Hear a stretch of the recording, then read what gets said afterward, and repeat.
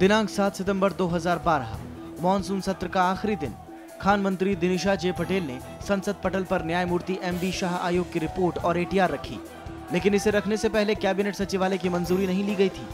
लिहाजा खान सचिव विश्वपति त्रिवेदी का तबादला कर दिया गया। दरअसल इस घटना की बड़ी वजह भी थी।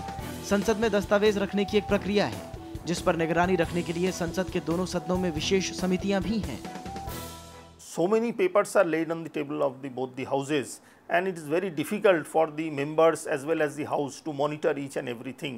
So a demand was felt, and in the year 1975, for the first time in the Lok Sabha, Committee on Papers Laid on the Table was constituted, and in the Rajya Sabha it was constituted in the year March 1982. Bharat सरकार के मंत्रालयों, सरकारी कंपनियों और स्वायत्त निकायों की तमाम सालाना रिपोर्टें संसद में रखी जाती हैं। इनके अलावा सरकार जिन दस्तावेजों को जरूरी समझती है, संसद में रखती है। यह व्यवस्था काफी पुरानी है।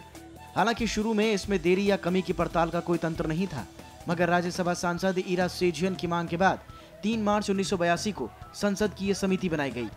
इसके 10 सदस्यों के नाम राज्यसभा के सभापति तय करते हैं। ईरा सेजियन की ही पहल पर लोकसभा में भी यह समिति गठित की जा चुकी थी। समिति जांच करती है कि क्या दस्तावेज नियम कानूनों और प्रावधानों के तहत रखे गए हैं या नहीं। इनको रखने में देरी हुई है तो कोई कारण दिया गया है या नहीं। देरी पर सदन में मंत्री का वक्तव्य संतोषजनक है या नहीं। दस्तावेज हिंदी और अंग्रेजी दोनों में रखे गए हैं या नहीं। अगर नहीं तो इसका कारण क्या है। साथ ही इस विषय पर सभापति द्वारा सौंपे गए मामलों की जांच भी समिति करती है। Whenever his paper is laid on the table, the main function of the committee is to see whether there is delay, unnecessary delay has not taken place, or the compliance of the provisions of the Constitution, Act of Parliament, etc. is there, and where there is delay has taken place, delay statement is there, like that.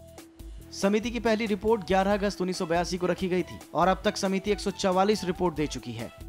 समिति तमाम मंत्रालयों के कामकाज को बेहतर बनाने के लिए सलाह भी देती है। इसके जरिए समिति कार्यपालिका पर संसद का नियंत्रण भी स्थापित करती है।